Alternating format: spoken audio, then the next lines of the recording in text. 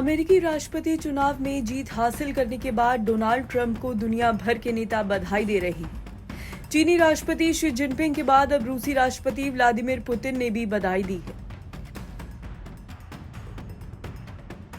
America के चुनावी परिणाम सामने आने के बाद ये पुतिन की पहली सार्वजनिक टिप्पणी है।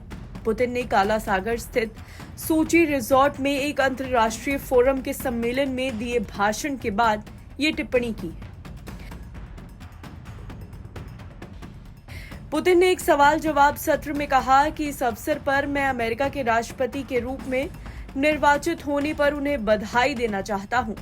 जुलाई में एक रैली में हुए हमले के दौरान ट्रंप के साहस को पुतिन ने स्वीकार किया और ट्रंप को एक असली आदमी बताया।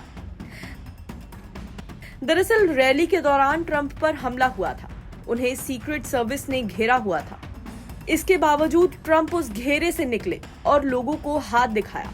पुतिन ने कहा, मेरी राय में उन्होंने बहुत ही सही तरीके से साहसपूर्वक एक असली आदमी की तरह व्यवहार किया। मैं इस मौके पर उन्हें चुनाव की बधाई देता हूं। पुतिन ने यह भी साफ किया कि वो अब अमेरिका के नवनिर्वाचित राष्ट्रपति से बातचीत को तैयार है। अमेरिकी चुनाव अभियान के दौरान ट्रंप ने घोषणा की थी कि वो ऑफिस संभालने के 24 घंटे के अंदर ही यूरोप में युद्ध खत्म करने की योजना बना रहे हैं। क्रेमलिन के प्रवक्ता दिमित्री पेस्कोव कह चुके हैं कि ट्रंप बड़ा चढ़ाकर बोल रहे हैं क्योंकि कोई भी समस्या एक दिन में नहीं खत्म हो सकती। पुतिन ने कहा कि ट्रंप ने चुनाव प्रचार के दौरान यूक्रेन के बारे में और रूस से संबंध सुधारने पर जो कहा उस पर ध्यान देना चाहिए। पुतिन ने आगे कहा कि मुझे नहीं पता कि अब क्या होने वाला है।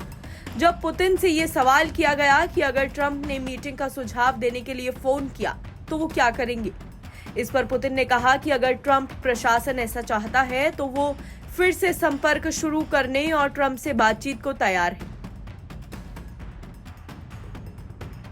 दरअसल रूस और यूक्रेन के बीच पिछले 2.5 साल से ज्यादा समय से संघर्ष चल रहा है। ट्रंप लगातार दावा कर रहे हैं कि अगर वो राष्ट्रपति होते तो युद्ध नहीं होता। आपको बता दें कि अमेरिकी राष्ट्रपति चुनाव के परिणाम आने के बाद ट्रंप ने मेजर स्विंग स्टेट्स में शानदार प्रदर्शन करते हुए बाइडेन को हराया है। ट्रंप की इस जीत के बाद दुनिया भर के नेताओं ने उन्हें बधाई दी है, जिसमें पुतिन का नाम सबसे बड़ा माना जा रहा है। बाइडेन और उपराष्ट्रपति कमला हैरिस ने भी ट्रंप को बधाई दी और व्हाइट हाउस में सत्ता सौंपने की प्रक्रिया शुरू करने की भी बात कही।